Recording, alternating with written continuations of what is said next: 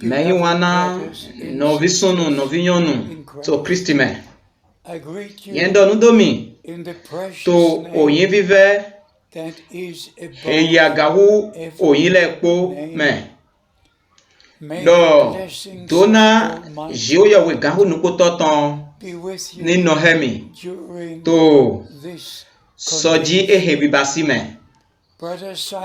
No visonu Simeon do rami do mado hovunde hemi rami umehetin to Nigeria tome podo mi umehetin to Benin tome lekpo bo yeso yise do mi umehena se kunu de chelepo na yin donano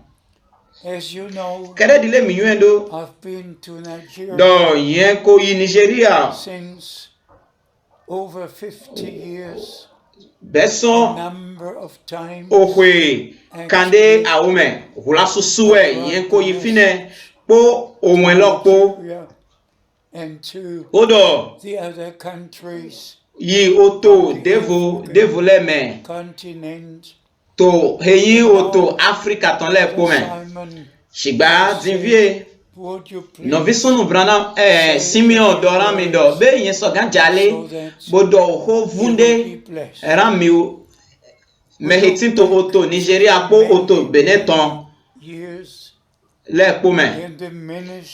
eyin mi pora godo to division wa heme yen flin to ohwe kande gbanukun atome bodo ohwe kande gbanukun awehewa ileme o yen pora godo to a holuta joye wetome do bon soji ogbelo blebuton dali fiena yemo division ato dahole be yede plite no visunu Billy Graham Tommy Osborne bodo ye me devo le po o menele po we nwe menele he ye lord evangelist le shigakara dile minyendo to ohwe kande ko atonu kundo pome we yemo no visunu Branham te me heyi me dokoge heyi session jiwe ya wede dona wendo mitome me de pepe makoti to me hepole me hesoga drian lodo azan do koji kabido division wiwade jigba kede dile no visunu Branham soga wadoba drian lodo okwe kawe shin atome to okwe sunchi do koto azan wi do koto tongbe to gwenena do tin asuleton dahode swahia to nukun gbeto faton donu atome to oto ohioton dali to gwenena eto batem yina gbeto kakaje gbeto foton kun awe toji we enotena ojilevunde bo se obede wenen we ze taiton doaga we emo hiho dahode to auso hia bo ogbede dohren son hiho lome do kada dile ye do John Baptist do hando na do wa jenu kona wiwa Kristi ton titano ohun ye zera we lo mo kada we na wa jenu kona wiwa Kristi ton awe todo yen yo no visonu Branham din ehuga ohwe awo yen ko yi pipli me eton le to Germany podo to USA yewe ho etonle he dole po cassette etonle po popole po weyin sise domi to ohwenele po me ene utu yemo dona onwe ojile hiloton po nuto hiame oho jiwe yaweton po gbonjomio jiwe yaweton dali bolo kala dile minyendo do divie mi ko bio okwe sunchi do koto okwe hiloton me we must ene utu mi dona pona godo what happened bo pona onu hejo to okwe kanwe shia tome because I'm born okwe kanwe shia tome in 1933. to I can well remember the anyway when the Lord okwe heme spoke ye jimite to Brother Branham. ye flira But beloved, wona na jiwo ya we do hona novisunu branham shigba novisunu le share with o jirelo ko wa divie na do ma the true hemi message onwe of God's. nugbo jiwo ya we ton lo eheyin oho wiwe jiwo ya we ton Do believe I do. mi yise do eme mo kada ba yesunga yise do emedo Commission William Branham. do division wiwa novisunu branham ton He yin knew nugbo the scriptures do pertaining emodona to his owe for he sogbe he division wiwa eton le was the promise na ewo we in our yewe gan day, he ye do pagbe ton ran oji and whatever azan mi you ton may me think, but I nugbo believe nu de pepe he mi sogan le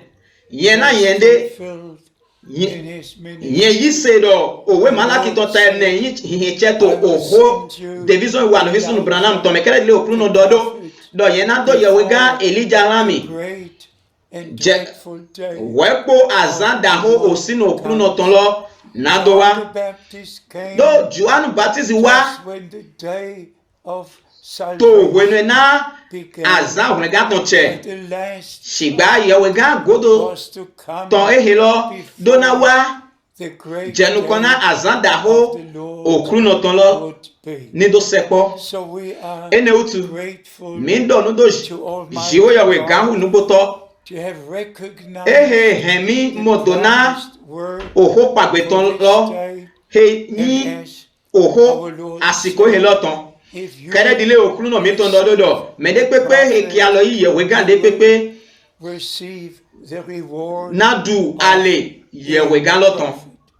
so today, ene utu to egbe me yi wana brothers and sisters, novi sunu novi yonu to Kristi me we shall not go mima na soga yi about the na signs dodo dogbon ohia ojilele ton daligba we shall not speak mima about tindo climate gwenu na do to dido dogbon onu heto jijo to ogbelo mele going on, dali dinvi egba but we want Shigba, everything mi mo onu he okruno mi ton do da ile po to owe Matthew ton ta konu kun eneme maluku ta wi atan Luke, kodo to luku ta konu kun do po me and he said, wene na when dodo you see wene na mi mo all these things onu ele come to po pass, then che you auso know hia the time wene nuwe mini nyuedo ojile lo ko to di don sepo for na mini ze nukun mi ton le daga draws na ofligo mi ton sepo So by the grace ene of utu God, gbon jomi yo jiwo yewe ton we dali share the true mito word of oho God, jiwo yewe ton nungbolo ma message ma pe ohun e nungbolo the hour. ehe yi ohun e ojile lotan It is Job na again miti to okwe suchido ko tome olado kodogo to yen he yen so ga dren alodo 19, okwe suchido ko to azan eton wi awe tome Texas. to oto Dallas Texas tome God's prophet, novi sunu branham he yin yewe ga jiwo yewe ton after dorami we've spoken to gwenena about his ministry, mi ko doho dogbon division wiwa eton povo Brother Frank edo novi sunu Frank will return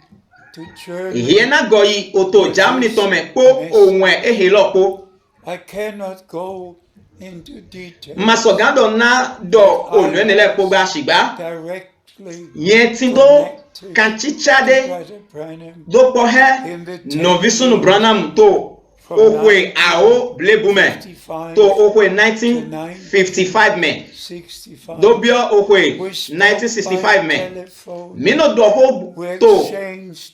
telephone leji letters. boto oho alopa ledo to ojile eneme I was with him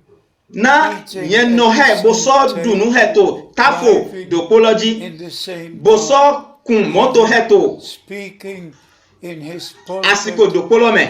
mo we yen so in do yewe ho to agba etonji to Jeffersonville to me Dinvi gbonjo mi jiwo yawe ton dali. We jiwo yawe basi tito onu enele poton te. Podoga yeso tinto. Choho me eton. Me wana nando do to alodo ko deji. Azan ne we azan awubla no dahode to gbezan cheme. Do wenenu. Nyema soganji o ha he minoji do sako yise nyema tre sogambio beto susu hewa cho humelo le daliba do azane rami taidi azan taidi do ogbelo bi ko yi vivasudo we yen wa to avivi boto ohodo na okruno boto kekambia okruno do nawe esoga he azon frigo ehelo wa gbesi so mendo sa division we were ehe we yen mamodona onu he wutu okruno do yi novisunu branamu bio gigomeba shigbato awa devoji yen donado on the same day, do to azan do poneloji to wejayi when I returned to my hotel, wenena yen go yi hotel cheme the funeral, to chehomelo godo not a voice, but it spoke in my heart. E ma yo gbede gba sigba ai ha cheme we nse gbe losan do o jirelo ko wa tinvie na ye ni do ton son auto deme bio auto devome na do ma o ho jiwe yo weton podo na do do yewe ho ohun e o jire he loton na mini do modona mi o meheti to Nigeria le ma modona ma modona boya nko do boya yen ko do kunu chehele na mi pon Shigbato June ogwe sunchido ko to to 1955 me do to we na no visonu Branham Basi implemento to Switzerland to me great things took place. Onu da ko kurono le sauhia bon kuron jiwo ya weton dali wenenu we etindo dokpon gbon vode wenenu we mo nu mi mode wenenu we mo akun Germany tonde heto zinzlon dakpe gbon oto Africa ton le kome boto oho jiwo ya weton ma pe ene utu na novisonu Branham yin yewe gan jiwo ya weton do ehe utu I have taken it seriously. Yen he oho ne logo town Was Nigeria Pataki Dora Nigeria po oto Beneton po podo oto Africa ton le po yen so gando bon gigo jiwe ya weton dali do oto de Martin oto Africa ton de Martin oto susu weko ke alo yi ohun ehe lo Pataki to oto Africa ton ji so kodo de doje kodo devo mehe kaso yise to ohun ehe lo mele bosoto awule na ko lile wa Kristo awe to hilo hugan beto million Biblu che hemi nando do oho kwa vide to owe Peter ton awe to taiton titame do ofi apostoli Peter drean lodo dokon dahode to oso nukun didio tonji enem we Matthew ta foton nukun awe to wenena gigo jiwe ya weton so hia bo ogbe lodo ehewe vi wana se ewu oton we menino se what a message ohun etewe yehe this is my do beloved son ehewe ovisunu che meheme ye humendo mehego homeche hundo eton we minino se mehe home hunjiwa ya we lepo na dona se boso tunto ayi na ogbe oklunoton boso yi se to oho jiwa ya we tome e mayin to tume devode pepe megba from verse 18 sans afoeton foton kun atome yewe ga apostoli loma hemi do ogbe mi se helo basi numi mo nukun ton ko ototon ko meyin wana novi sunu novi yonu how can you imagine nawe mi so gan lendo what I feel onu he yen to mi mo to ko na yen dodo be an eyewitness yen yin kun de to an ear witness kodo yen so se ko oto se ko na okuyawo seeing what God was doing boto mimo onuhe jiwe ya weto wiwa how the to ministry happened piplime novi sunu lo ton le po ji ever had bosoto mimo division wiwa eton he mene pepe makobasi taidi okuno miton do division wiwa do ko lo my eyes enele ko yin wiwa bi pasito nukun cheme receive their sight yen ko mo sakuno le to zonizin boso mo poteno le to adosan yeton le ze boto zonizin yen mo kuro jiwe ya weton ko nukun cheko bodoga the special gift the special nuni na gbonvo he ehe that brother Branham novi sunu Branham tindo to reveal nado do hia to the person he was speaking o mehe to eto hodona they are where they o mehe yeyin fi he yeton son their illness o nuhe awutu yeton leyin can you imagine be mi so ganlen I was sitting do yen tito aisisi fine very close to the pulpit bo yen so dun sepo agba eton even in Germany yedo to Germany through the translator gbon ogbe he could say you come from Hamburg edo mi your problem gbon hodi do eton le me edo here many here to so oto heme bo aso tito azon mo lenko like in every other country onu enele po the Lord showed we okruno do here to who the person is and what to nu mi moment onu he me do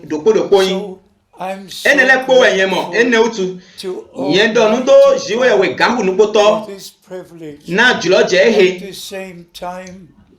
I have bodo to to ojile do polo me yen do na dodo me de pepe of you to mi me even of you yedo de pepe to mi me he to no can imagine division wiwa the division wa le pe responsibility mi so gan I mi so gan mo do na agba ehe yen tin do to jiwe ya we nu kan who called do jiwe ya we do polo ehe ilo no visunu Branham was the same one do polo who called brother we ilo no visunu Frank I heard yen se voice ogbe of the Lord jiwe ya we ton with these ears po oto se hepo po oto hepo and the first time to platita to azan okwe sun eneto tonji to okwe azan aweto ji meyin wala etewe yen na dolo never told the Lord yen ma ko dora okruno gbede pon onuhe enawa sigba ewu odora mi onuhe yen do na nuwa when he said wonena my edo servant visunuche time ojiletwe this to otoheme be over ko wa vivonu ene utu to others yen na do we na otohepoleme na do yi do yewe ho oho cheton you know the details mi o me po we modona this testimony kunu dide he of this divine do bon oyilo wiwe he dali in the presence kodo no visunu Branham sodo to nu kan no visunu deleme bo so vodo oho ehe okluno dorami on April Novisonu Branham do hohe to nukuta medele tondali. On December Evo hohe lodo to okwesun wi aweto azan ton atonto me bosoto mi mahemi what is meant onuhe with eyin the spiritual food Nando- that I was to put in nando store. be nundudu So gbigboton by le the pli grace of God, ene utugbon jomiyan the jiwo yawe ton divine dali commission azan jiwo was yawe ton confirmed loyin by hihenche the Lord gbon himself okrunu losun and dali also bodoga by his prophet. gbon yawe gan ton dali tivie I look back yen to sokpona godo over 55 yi years okwe kan sharing the kande message foton me in all the countries dole yen of to the earth. I òun will lọ máa not pé gbọ̀n ògbẹ́ lọ precisely bìlẹ̀ búmẹ́dó whether it's now 165 yẹn máa sọ or gándọ̀ even 170 countries do where I ehu gán shared the word oto of 170 God personally,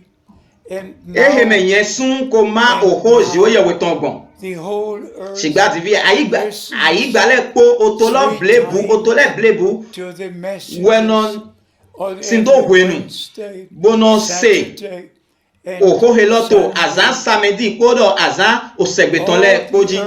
All the true believers yìí ṣe nọ etí tó àyígbàjìlẹ̀ kó nọ in hearing no do tunto ayi na mi na do se oho jiwe yewe ton shigba to vleke si de me mi gbo mi ni go wa here owe Peter ton we me have fi very, mitindo very honest oho nugbode and deep ehe yi oho thoughts sisi so he by the Lord he mi so gan le pon he okru no mi ton lo sundo that never a divine prophecy Do. was given do by the ematin will of man. gbede do And no Division we were jiwe yewe ton yin ni na yin di dogbon gbeto ta interpretation. gbeto de tatapon But daligba men of God have spoken under the inspiration of the Holy do Spirit. o mehe jiwe yewe lo sun de na ede yo me kono do ho bon Testament, gbodo me jiwe gbigboton dali under the inspiration, mi go igodo to fie na yewe gan mi ton all the promises of what would take place in do the plan dogbon of onuhe salvation. janawajo do All the promises regarding to the first coming of Christ. All the do promises ematin gbede do do da yi jiwe yewe ton yin di dogbon tun me gbeto de pepe ton daligba Christ. And then you see how men of Shigba, God o in me the jiwe yewe New ton le Testament ko do ho placed the ministry ye no do ho bon of John gbodo me gbigbo wiwe ton dali according to the word kodo eyin mi of go God, yi referring alenu hoho me to Isaiah to fie na yewe gan le 40, to verse 3, gbọdọ mẹ gbígbọ owó tán glọ to ná Malachi, dọdá yìí lẹkpó verse 1. gbàgbé lẹkpó A voice cries, dógbọn ònúhèjà náwó àjọ lẹkpó dàlí tó the ti New tó ògùnlẹ gàtọ mẹ Testament, read the dó gbàgbé Gospels, lẹkpó read dógbọn the book of Acts. wíwá kristi tán How títàn dàlí the man of God, kódò gbàgbé under the same hèdìrín lọdọ inspiration wíwá of the Holy kristi tán Spirit, àwètọ dàlí placed Kodo. all things mímọ́ according to the plan lé of salvation. gbẹtọ jíwé yẹwé tán lẹ zé So very division important. wíwá johannu tán In johannu baptiste chapter tán 1, kẹdẹdì when Oho the jiwe man yawe of ton. God was dìrín asked, zé "Are you jíjílẹ́dó Elijah?" isaiah He síwé said, "No, ta I'm kande not." àfọ̀ẹ́tàn àtàn kódọ̀ Are you malaki that ta prophet àtàn that would come? àfọ̀ẹ́tàn títàn No, I'm not. ta àtàn àfọ̀ẹ́tàn Are títàn you Christ? hedọ̀ No, ògbédétò I'm not. àwádó And then those mihia who were sent to ask him, òwe jíwé ìwé tán mihia òwe wà lọ́tàn "Are you?" dógbọ̀n lé omè jíwé ìwé tán lẹ́bàá sídó tó to those godweme who gbigbo sent weton dali boze ye o And then mekpo you read do verse okpo 23. kẹrẹdìlẹ eje eni nọdọ tó títò rẹgàtàn jídó ehe títò dandamẹ John the bọlọ tó Baptist, juanu a man tatitame sent from God, tó hwenena knew yekambio precisely ome jiwe weton ene do be hiewe elija edo lala yemawegba be hiewe yewega ene heyedo nawa edo lala yemawegba be hiewe Kristi yemawegba ene utu to dopoto mehe to oho kambie enele me dopoto mehe to oho kambie mele kambie do menwe hieyi do midona he blondode ra yo mehe do mira le de wenenu mi hia afeton konukun atan omejiwe wetone lodo yenwe omehe si ogbe to akwado to zungbomedo mejila alijiwe wetondo John Baptist yin omehe yese do son jiwe wedehe modona onu jiwe wetonle po keredi owe jiwe weton to alodo polome novi sunu William Branham losu modona owe fo hey sindo kanchicha he division we were ton na o mesedo jiwe wede we ewo otu dora o me jiwe weton le na do ma oho jiwe weton he ye receive the divine command he mi u me he o me jiwe weton le podo tv yen na julo na do ma oho ehe lo vunde hemi mi me hetinto ni oto Nigeria ton podo to koto Benetton mele no bi sunu Branham modona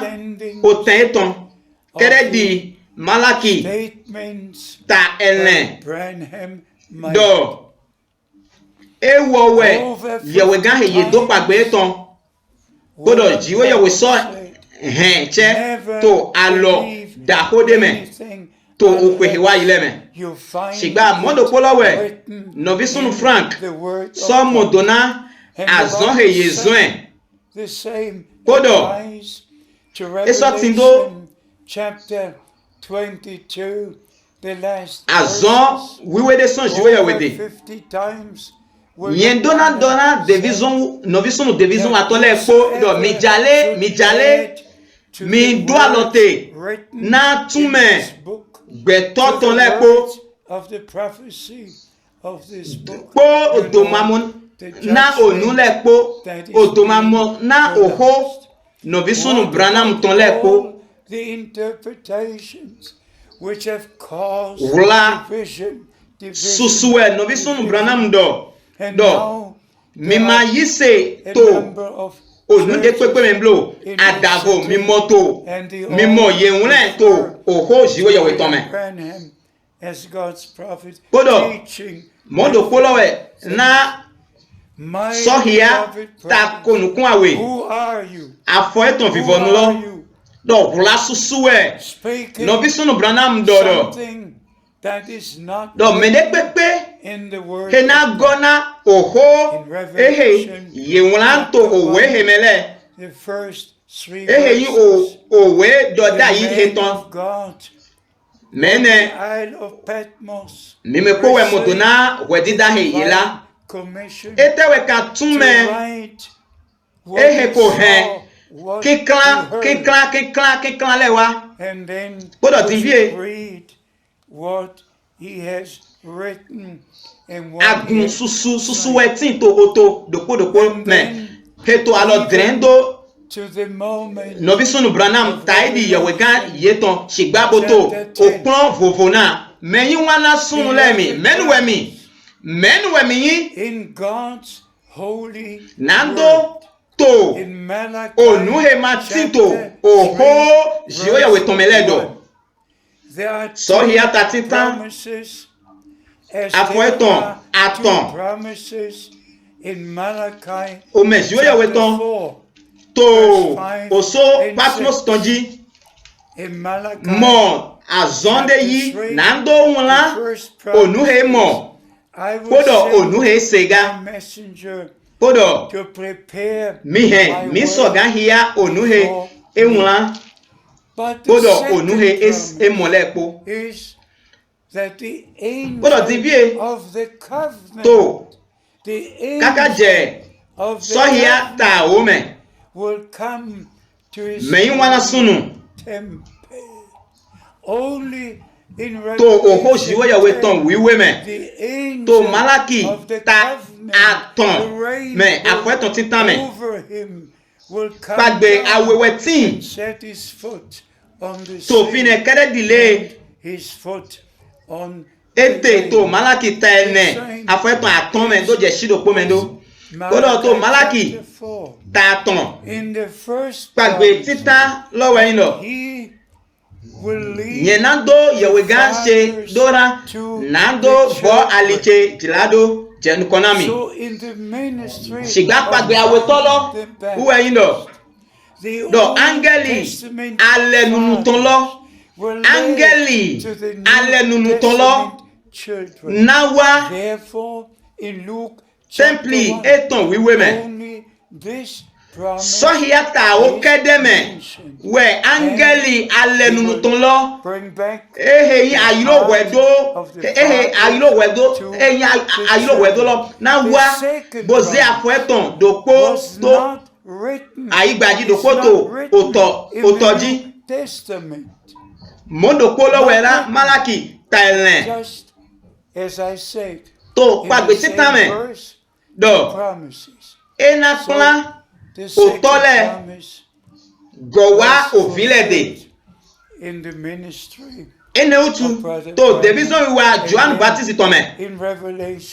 alenu hoho oto hetito alenu hoho melepo yo mepo we ye gowa ovi alenu yoyo tome lepo de luku sohe eheche podo ena sohe aiha otole ton wa ovilede pagbe awetolo mayin wiwula to alenu yoyo megba e mayin wiwula kele dile nko dodo do to owe fo enele me pagbe awewe tin to fine ene o to pagbe awetolo yin hiheche to division wiwa no visunu tome podo to sohia tao me okruno losun naide keredi angeli alenunu tono mehe basi alenunu tita alenu aweto mehe yin angeli alenu awetolo na sohia wenenu we to nukome ene otu mimo donado doda yi biblu ton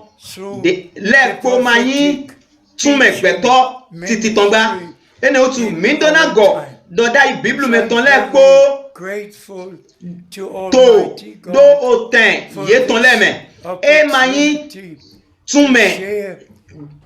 tume gba amo ye ni gigodo fi heje ye ni no ene we ko yin division wiwache to okwehe wa ile pome ene utugbon jomion jiwe we ton dali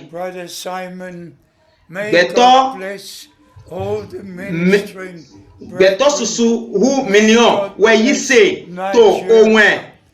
jiwe we ton helome we ko yise to onwe ojile helo ton me he ko ki alo yigbon nudo hiya jiwe we to wiwa agbon jiwe we wa agbon no visunu branam me dali lepo gbọ́dọ̀ no pon me lepo dali ene utu nudo jiwe we kampu nupo to na ojilo je he na do ma oho jiwe we ton hemi mi o mehetin to Benin po Nigeria po le tam gbọ́dọ̀ oto devo le do na jiwe we ni dona novi sunu Simeon na jiwe ya we ni dona division wi wa le po division wi wa novile po ton na jiwe ya we ni dona Nigeria na jiwe ya we ni dona oto Africa ton le po to alo gonfode me uwe odeche mi gboma do alotena bo chicho di doche to gbon dali do gbon tunme have you so sha we let on dali me yin wana no bi sunu mi yi se to mi me do yen manu do lalo nu gbolo kede we yen no do to o we hunhun me do when na ye cambio mi latin tan to o masai to me to France to o susu hewayi me do bon have you so sia we nele dali I say it to in the name of the Lord. Azan he bode go me okruno losun dorami po ogbe huro achepipatonde po the Lord will come do down de visunuche fond vie of the bohia putting Timothy aweto and one on land. That is when nye do me po we mo dona nu he we for hede do yen femi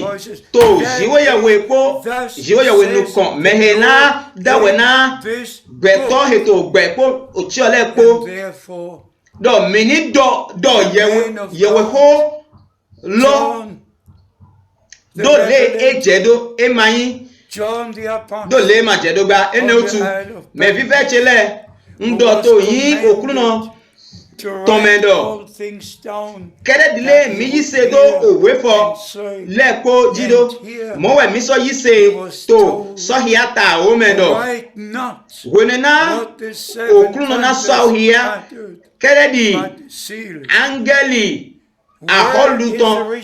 bonaze afodopo to otoji dopo to aigbaji wenenu we have you so share we nile naze ogbeye ton daga bonado lewe oklunodo to owe wiwe heme ene wutu o mejo ye weton eyin Joanu mehe wuna so hia Joanu apostoli to oso Patmos tonji mehe ye degbena na ndonla onule poda yi onuhe enase respect boda ofi ye do hendo and return to divie yi mawulamlo my responsibility mawulambo fitawe osilote of the time yen do osina oko do hoson olome and the Lord mawula onuhe have you so tia wenele do bablo work as he finished na yen do oho jiwe weton he ye wula lepo bo yen masono de semegba menwe na mi ache na do yen modona onuhe have you so tia wenele do lalo no we mi all of you mi do si na oho wiwe jiwe ya weton boko wa jiwe ya wede podo do oho eton de mi jale mi modona azon he jiwe ya wezena mi kede di ohia ojilele ton do kolile wa Kristi ton ko se gbo taun bo okruno losuna ede na dua lotena frigozon eton kedile edu alotena dida nudi azon nudi dai tontondo wenenwe ena so hiate mi sedo okruno miton na wa to jile miton me na dona jiwewe gan nupoto ton ni tin to dopolopo miton le poji polo wala dopodogo do division wa to le poji hetito oto Africa ton le pome odo gbon ogbelo blebu me mi do oho he mi sogando so oho lo me Kodo, wenenwe, ke klan le kona dua lote. Bo, mi umepo ni jepo, bo yi dokoto Kristi me. Wenenwe, ki kon, jikun kodo tonton lo, na swa uhia, wenenwe, okruno lo sunando.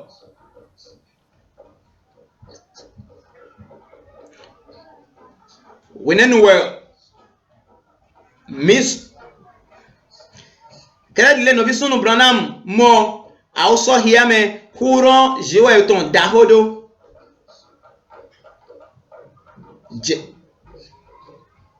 Mi gbọ́ mi ni yin dopo wepo bibe inome ni do so hia na dona jiwe weton ni nohemi na mi ni apade to agbasa Kristi tome kere dile yin didododo miwe oholo kere dile mi yise to pagbe helemedo na jiwe we ni donami bono hemi to yin wiwe jiwe yo we tome amen.